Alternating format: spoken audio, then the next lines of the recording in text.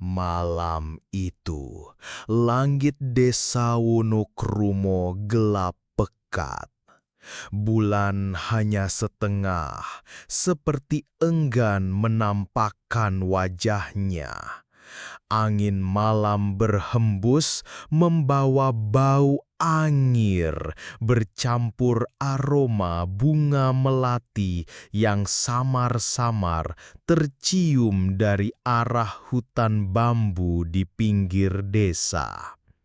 Di rumah panggung sederhana, Mbok Sarti, seorang janda berusia 50-an, sedang menjemur padi yang baru dipanen. Meski sudah larut, ia sengaja menunggu di luar karena sejak suaminya meninggal, ia merasa rumahnya terlalu sepi. Tiba-tiba dari kejauhan terdengar suara siul lirih, panjang, seakan memanggil. Awalnya ia mengira itu suara anak muda iseng, tapi perlahan suara itu berubah menjadi desahan berat, bercampur nafas kasar seperti orang yang baru saja berlari jauh. Astagfirullah, sopo kui? Gumamnya pelan sambil memeluk tubuhnya karena hawa dingin mulai merayap ke tulang. Bambu-bambu di tepi jalan mulai bergesekan. Suaranya ritmis, seperti ada sesuatu yang melompat di atasnya. Daun-daunnya bergetar, padahal angin tidak lagi bertiup. Lalu, bruh! Sosok hitam tinggi, berbulu lebat, matanya merah menyala, tiba-tiba muncul di ujung jalan. Badannya kekar, wajahnya setengah mirip manusia, tapi mulutnya lebar dengan taring panjang. Itu adalah Gandarewo, makhluk legendaris yang katanya gemar mengganggu perempuan, terutama janda. Mbok Sarti. Suara itu serak, seperti bercampur bisikan dan geraman. Makhluk itu mulai melangkah, setiap injakan kakinya menimbulkan getaran di tanah. Mbok Sarti ingin berlari, tapi tubuhnya terasa berat, seakan ditarik oleh sesuatu yang tak terlihat. Matanya berkaca-kaca, bukan hanya karena takut, tapi juga karena kepalanya dipenuhi bisikan aneh yang memanggil namanya berulang-ulang. Dari jauh, seekor burung hantu terbang melintas, dan tiba-tiba suara gong kecil berbunyi dari balai desa, tanda ada bahaya. Warga mulai keluar rumah, tapi saat mereka tiba di depan rumah Mbok Sarti, ia sudah tidak ada di sana. Yang tersisa hanya jejak kaki besar berbulu mengarah ke hutan bambu. Keesokan paginya, suasana desa Wonokromo mencekam. Warga berkerumun di depan rumah Mbok Sarti. Di antara mereka, Mbah Wiryo, sesepuh desa yang rambutnya sudah memutih, menatap hutan bambu dengan mata tajam. Ini pasti ulahnya si Gandarewo, gumamnya membuat beberapa warga langsung merapat ketakutan. Menurut cerita Mbah Wiryo, Gandarewo bukan sekadar hantu. Ia dulunya adalah manusia, seorang lelaki sakti bernama Prawiro Dengkek yang hidup di zaman penjajahan. Prawiro terkenal tampan dan disukai banyak perempuan. Namun ia dituduh berselingkuh dengan istri-istri orang desa, hingga akhirnya diusir dan dikutuk oleh seorang dukun. Kutukan itu membuatnya berubah menjadi makhluk berbulu yang haus akan energi birahi perempuan, terutama janda. Kenapa janda? Menurut kepercayaan kuno, janda memiliki api kesepian yang memancar di alam gaib, membuat makhluk seperti Gandarewo bisa mencium aroma panggilan itu dari jauh. Sementara warga membicarakan ini, Mbok Sarti ternyata masih hidup.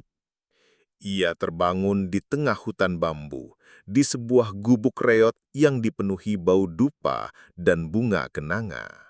Di hadapannya, Gandarewo duduk bersila, matanya merah menyala. Tapi suaranya kali ini lembut, hampir seperti membujuk. Mbok Sarti, kue ora usah wedi. Aku mung arep njaluk tolong.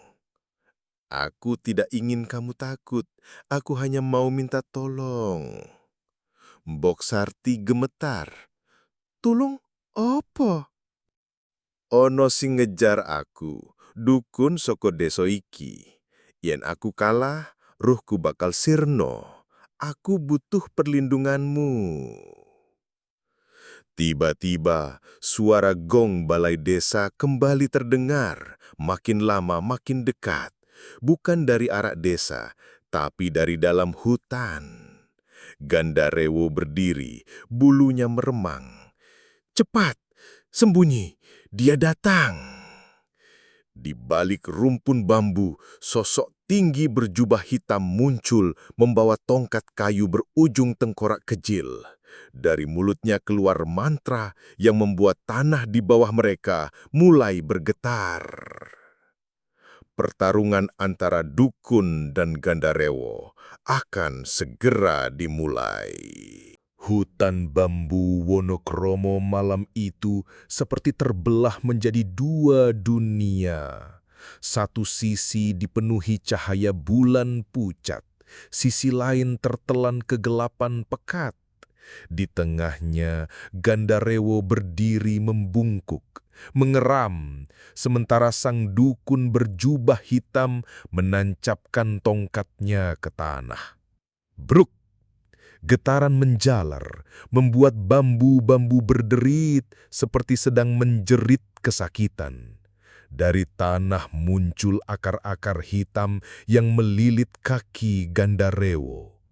Aku wis nemu kowe, Prawiro. Kutukanmu kutu rampung ing kene, teriak sang dukun. Aku sudah menemukanmu, Prawiro. Kutukanmu harus berakhir di sini. Gandarewo meraung, suaranya mengguncang dada Mbok Sarti yang bersembunyi di balik batang bambu. Raungan itu memanggil kekuatan gaib. Bulu-bulunya memanjang, matanya makin merah menyala, dan napasnya menghembuskan kabut hitam pekat. Aku ora bakal mati ing tanganmu, Sastro, balas Gandarewo. Aku tidak akan mati di tanganmu, Sastro. Kabut hitam melesat ke arah dukun, membuat udara terasa berat. Tapi Sastro mengangkat tangannya, melepaskan puluhan paku besi berukir mantra yang melayang di udara lalu menancap di tubuh Gandarewo. Darah hitam mengucur, tapi bukannya melemah, makhluk itu justru tertawa. Paku iki mung nyeri, tapi ora mateni aku. Ucapnya sambil mencabut satu persatu paku itu dengan gerakan lambat, seolah mengejek. Sastro terdiam sejenak, lalu menoleh ke arah Mbok Sarti yang ketakutan. Sarti, aku butuh awakmu kanggo ngalah ke dewek api kesepianmu, iku kuncine. Sarti, aku butuh dirimu untuk mengalahkannya, api kesepianmu, itu kuncinya. Mbok Sarti membeku. Ia mulai mengerti bahwa dirinya bukan sekedar korban. Ia adalah umpan sekaligus senjata yang bisa menghancurkan Gandarewo. Tapi jika ia membantu Sastro, ia juga tahu ia mungkin tidak akan selamat. Gandarewo menatapnya, suaranya pelan namun menusuk hati. Milih aku, lan aku bakal menehi kekuatan lan umur sing ora bakal entek. Pilih aku, dan aku akan memberimu kekuatan serta umur yang tak akan habis. Suara gong dari kejauhan terdengar lagi, tapi kali ini berubah menjadi suara tangisan perempuan, banyak, bergema di seluruh hutan. Mbok Sarti memejamkan mata, pilihan itu harus ia ambil sekarang. Hening menyelimuti hutan bambu. Bahkan suara serangga pun seolah tercekik di udara. Di tengah ketegangan itu, Mbok Sarti bergetar menatap dua sosok di hadapannya. Gandarewo dengan tatapan membujuk penuh janji, dan Sastro, sang dukun dengan tatapan memohon penuh beban. Napas Mbok Sarti memburu, kata-kata api kesepian terus terngiang di kepalanya. Ia teringat malam-malam panjang di rumah panggungnya yang sepi, tatapan iba dari tetangga, bisik-bisik yang menyebutnya janda tak laku. Semua itu seperti bara yang membakar hatinya dari dalam. Perlahan, ia melangkah keluar dari persembunyian. Sastro mengira ia akan berdiri di sisinya. Tapi, Mbok Sarti justru berjalan ke arah Gandarewo. "Mbok, opo sing kue lakoni?" tanya Sastro dengan nada putus asa. "Mbok, apa yang kau lakukan?" Mbok Sarti menoleh, senyum tipis di wajahnya. "Aku ora pengen jadi korban maneh. Aku pengen kekuatan." Gandarewo mengulurkan tangannya, bulu-bulunya bergerak seperti hidup. Saat Mbok Sarti menyentuhnya, hawa panas menjalar dari telapak tangan ke seluruh tubuhnya. Matanya perlahan berubah menjadi merah redup, dan di kulitnya muncul urat-urat hitam berkilau. Sastro berteriak membaca mantra terakhirnya. Tongkatnya menghantam tanah, menciptakan cahaya putih menyilaukan yang memecah kegelapan. Suara tangisan perempuan di hutan berubah menjadi jeritan marah. Namun terlambat. Gandarewo dan Mbok Sarti sudah menyatu dalam ikatan gaib. Aura mereka kini jauh lebih kuat membuat Sastro terdorong mundur hingga menghantam batang bambu. "Saiki, ora mung janda sing bakal jadi targetku. Kabeh wong sing remeh ke aku bakal ngerasake," bisik Mbok Sarti dengan suara yang kini bergema ganda. Suara manusia bercampur suara Gandarewo. Langit di atas Wolokromo tiba-tiba berubah merah darah. Hutan bambu bergoyang tanpa angin, dan dari kegelapan, bayangan-bayangan perempuan berambut panjang bermata kosong mulai bermunculan mengelilingi mereka. Sastro menatapnya dengan mata penuh rasa takut. "Kowe wis nyiptakake pialo anyar kanggo deso iki, lan aku ora yakin ono sing iso nyegah." Di kejauhan, gong balai desa berbunyi, tapi kali ini suaranya berat seperti berasal dari dalam tanah. Sejak malam penyatuan Mbok Sarti dengan Gandarewo, desa Wonokromo tak pernah sama lagi. Setiap malam, selalu terdengar 3 jerit perempuan di waktu yang sama. Pukul 12:13. Jerit pertama terdengar dari arah hutan bambu, jerit kedua dari sumur tua di tengah desa, dan jerit ketiga dari dalam rumah salah satu warga yang pagi harinya ditemukan kosong, hanya tersisa bau melati yang menusuk hidung. Korban-korbannya bukan lagi hanya janda. Laki-laki tua, anak muda, bahkan pasangan suami istri ikut hilang. Yang tersisa di rumah mereka hanyalah bekas cakaran di pintu dan jejak kaki berbulu mengarah ke hutan. Warga yang panik mendesak Sastro untuk bertindak, tapi tubuh dukun itu makin lemah. Pertarungan terakhir dengan Gandarewo membuat sebagian jiwanya terkuras, membuat rambutnya memutih semua dan kulitnya keriput. Suatu malam, saat ia sedang menyiapkan mantra pelindung untuk rumah warga, datang seorang perempuan asing ke rumahnya. Usianya sekitar 30, wajahnya pucat namun matanya tajam menusuk. Ia memperkenalkan diri sebagai Raras, pengelana dari desa sebelah. "Aku ngerti carane mateni Gandarewo iku," ucapnya tanpa basa-basi. Sastro menatapnya penuh curiga. "Sopo kowe? Kenopo ngerti carane?" Raras menunduk sejenak lalu berkata pelan, "Amargo, aku anake wong sing ngutuk Prawiro ngamti dadi Gandarewo." Ia lalu bercerita bahwa ayahnya dulu adalah dukun yang mengutuk Prawiro bukan hanya karena perbuatan mesum yang dituduhkan warga, tetapi karena Prawiro telah membunuh ibunya sendiri setelah gagal menjadikan ibunya istri keduanya. Namun kutukan itu punya celah. Jika Gandarewo berhasil menyatu dengan manusia yang hatinya penuh dendam dan kesepian, ia akan menjadi lebih kuat, bahkan bisa melampaui batas kutukan. Itulah yang kini terjadi pada Mbok Sarti. Raras mengeluarkan sebuah kalung hitam dengan liontin berbentuk mata yang berdenyut pelan seperti jantung. "Iki siji-sijine coro kanggo mecah ikatan Mbok Sarti karo Gandarewo. Tapi kudu dipasang nang gulu Mbok Sarti pas waktu jerit ketiga." Sastro tahu itu berarti harus berhadapan langsung dengan mereka di tengah kekuatan puncaknya.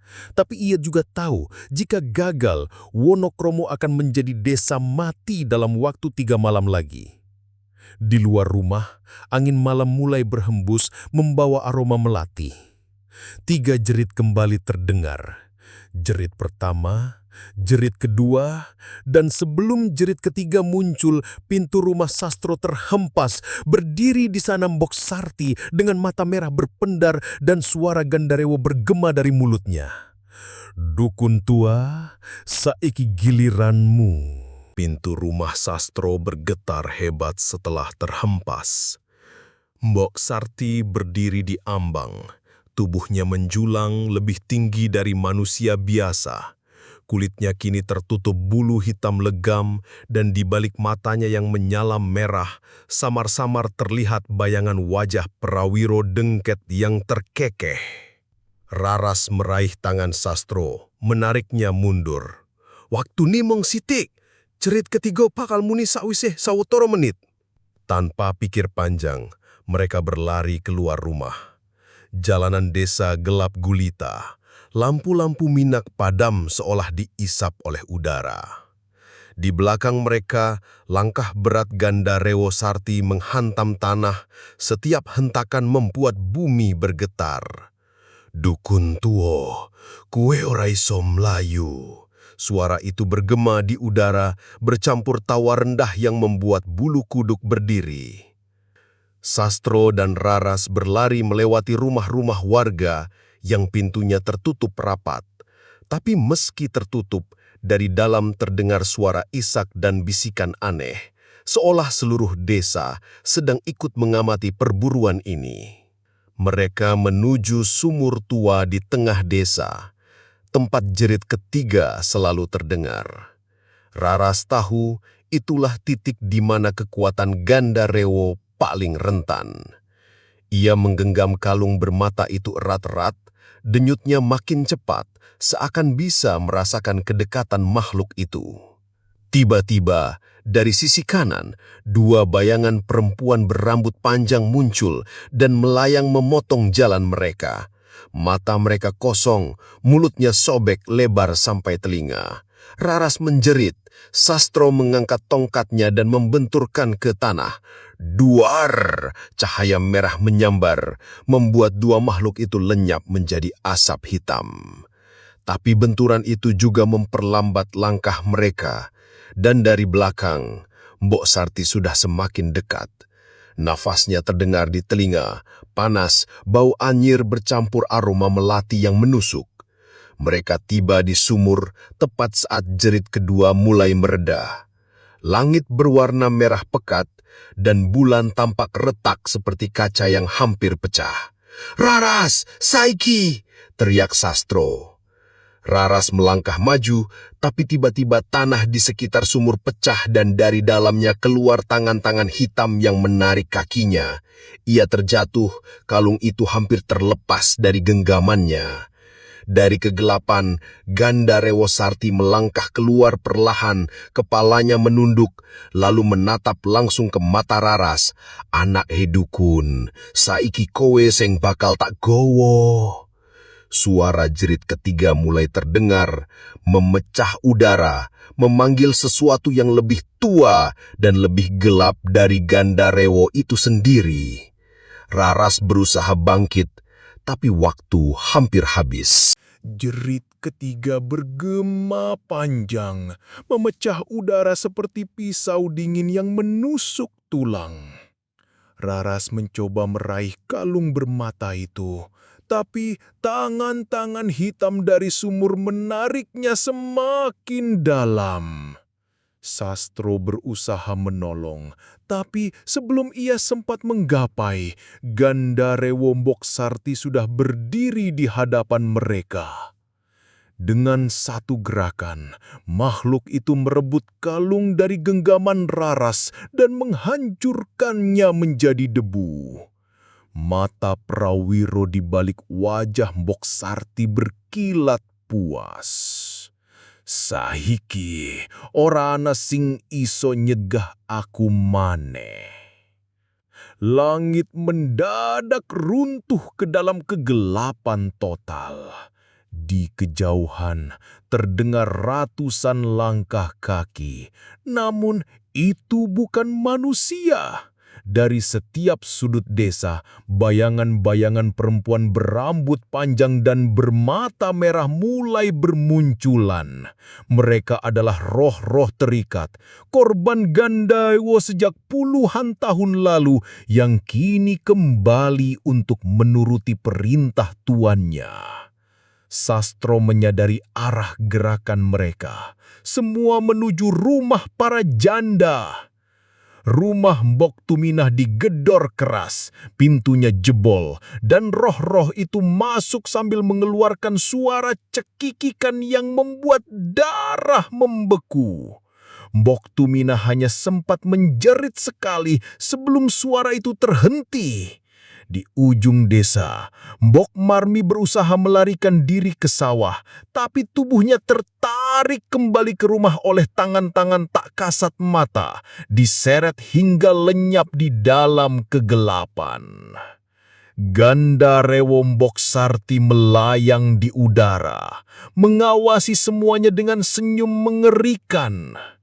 Malam iki, kabeh janda bakal dadi bagianku. Ora ana pangapura kanggo rasa kesepian sing wis tak derita.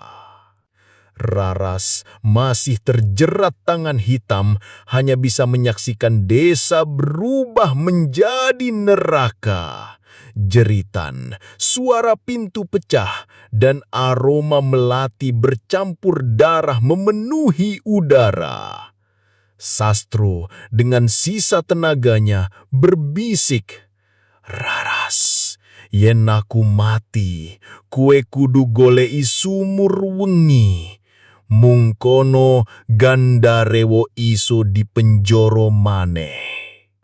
Sebelum Raras sempat bertanya, tubuh Sastro diangkat oleh Gandarewo Boksarti dan dicabik menjadi kabut darah yang langsung diserap ke dalam tubuhnya. Malam itu, Wonokromo kehilangan seluruh jandanya, dan keesokan paginya, desa itu sepi. Tidak ada ayam berkokok, tidak ada anak bermain, hanya sunyi dan hutan bambu yang bergoyang sendiri meski angin tak bertiup. Di dalamnya, suara Mbok Sarti tertawa pelan, bergaung di antara bambu. Pagi di Wonokromo tak lagi terasa seperti pagi. Matahari terbit pucat, seolah takut memandang desa yang kini sunyi. Burung-burung burung tak berkicau. Hanya suara angin menyapu dedaunan bambu, membawa aroma melati bercampur anyir yang tak kunjung hilang. Di tengah jalan utama desa, Raras berjalan limbung. Matanya merah karena semalaman tak tidur. Pikirannya dipenuhi jerit janda-janda yang hilang. Tangannya masih gemetar memegang sisa kain penutup kepala sastro yang penuh bercak darah kering. Tiba-tiba, suara derap kaki kuda terdengar dari arah timur. Debu jalan berputar, dan dari balik kabut pagi, muncullah seorang lelaki tua bersorban putih dengan jubah sederhana. Wajahnya teduh, namun sorot matanya tajam menembus. Di punggung kudanya tergantung tasbih besar dan sebilah tongkat kayu tua. Namanya Kiai Raga Sasmita, ulama harismatik yang terkenal mampu menundukkan jin dan makhluk gaib dengan bacaan doa dan ilmu hikmah. Konon ia pernah mengusir genderuwo di Gunung Lau hanya dengan selembar sajadah dan segelas air. Ia menghentikan kudanya di depan Raras. "Nak, aku mendengar desa ini dilanda fitnah makhluk laknat. Tunjukkan padaku di mana ia bersembunyi." Raras yang awalnya ragu langsung merasakan keteguhan hati Kiai Raga. Ia menceritakan semuanya tentang Prawiro Dengkek, kutukan, penyatuan dengan Mbok Sarti, hingga malam teror janda-janda. Kiai Raga mengangguk pelan. Gandariwo adalah jin berwatak syahwat. Jika ia sudah menyatu dengan manusia yang penuh dendam, ia tak hanya jadi pemburu nafsu, ia akan menjadi penguasa ketakutan. Tanpa menunggu lama, Kiai Raga memerintahkan Raras menuntunnya ke hutan bambu, pusat kekuatan Gandarewo. Sepanjang jalan, ia membaca ayat-ayat suci. Suaranya merdu namun menggetarkan udara. Langkah kaki kuda seolah diiringi oleh gema doa yang membuat daun-daun bambu bergoyang tak nyaman. Namun, sebelum mereka sampai ke tengah hutan, suara cekikikan perempuan terdengar dari segala arah, diikuti kabut hitam pekat yang merayap di tanah. Dari kabut itu, bayangan Mbok Sarti muncul, matanya menyala merah, bibirnya tersenyum tipis. "Kiai, kowe orang ngerti, opo sing kowe hadepi?" Suaranya bergema ganda. "Kiai, kau tak tahu apa yang sedang kau hadapi." Kiai Raga turun dari kudanya, menancapkan tongkatnya ke tanah dan menatap lurus ke arah makhluk itu. "Aku ngerti, aku ora perang karo koe Sarti. Aku perang karo Prawiro, jin durjana sing rebut atimu." Suara raungan keras mengguncangkan hutan. Dari kegelapan, tubuh Gandarewo sepenuhnya muncul. Bulu-bulunya berdiri, giginya berkilat. Ia melangkah maju, siap menyerang. Kiai Raga menutup matanya sejenak, lalu mengangkat tongkat dan berteriak lantang, "Bismillahirrahmanirrahim!" Hawa panas bercampur angin kencang langsung menerpa dan pertarungan spiritual terbesar di Wonokromo pun dimulai. Hutan bambu berguncang hebat. Langit di atas Wonokromo menghitam. Kilat merah menyambar di antara celah dedaunan. Gandarewo berdiri tegak dengan tubuhnya yang semakin besar, 3 kali ukuran manusia biasa. Matanya menyala dan di punggungnya tumbuh duri-duri hitam. Di sampingnya, wajah Mbok Sarti muncul samar, seperti bayangan yang mencoba keluar dari tubuh itu. Kiai Raga Sasmita menancapkan tongkatnya ke tanah. Dari ujungnya, cahaya putih menyebar membentuk lingkaran besar, mencegah kabut hitam mendekat. Suaranya lantang membaca ayat-ayat suci, setiap kata seperti cambuk petir yang memukul telinga makhluk itu. Allahu Akbar! Teriaknya, dan dari langit jatuh cahaya yang menimpa Gandarewo. Kulitnya berasap, bulu-bulunya terbakar. Ia meraung kesakitan, tetapi kemudian tertawa keras. Kiai, kowe mikir doa iso mateni aku. Aku wis nyatu karo wong sing kepengin kekuatan, lan kowe ora iso mecah keikatan iki. Tiba-tiba, suara Mbok Sarti terdengar dari dalam tubuh Gandarewo. Tolong, Uwesno aku. Kiai Raga sadar satu-satunya cara mengalahkan Gandarewo adalah membebaskan jiwa Mbok Sarti. Ia menutup mata, mengangkat tongkatnya tinggi-tinggi dan membaca doa pemutus ikatan yang hanya diajarkan pada ulama pilihan. Tanah bergetar, angin menderu, dan lingkaran cahaya di tanah berubah menjadi pilar-pilar putih yang menusuk langit. Gandarewo mengamuk, mencoba melompat keluar, tetapi setiap kali ia menyentuh cahaya, kulitnya meleleh seperti lilin terbakar. Aku ora bakal bali, teriaknya. Kiai Raga menancapkan tongkatnya ke dada makhluk itu, tepat di tempat bayangan wajah Mbok Sarti muncul. Cahaya meledak, membutakan mata, dan jeritan panjang terdengar bercampur suara perempuan dan raungan binatang. Ketika cahaya mereda, Gandarewo sudah tak ada. Di tanah hanya tersisa tubuh Mbok Sarti yang terbaring lemah, matanya tertutup damai. Kiai Raga menatap Raras. Jiwanya sudah bebas.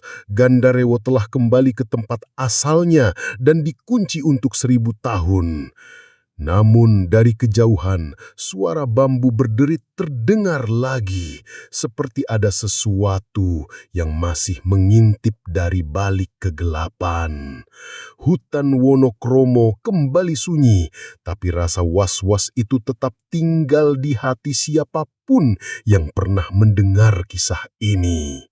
3 malam kemudian, di desa sebelah, seorang janda muda mengaku mendengar suara siul lirih di jendela rumahnya.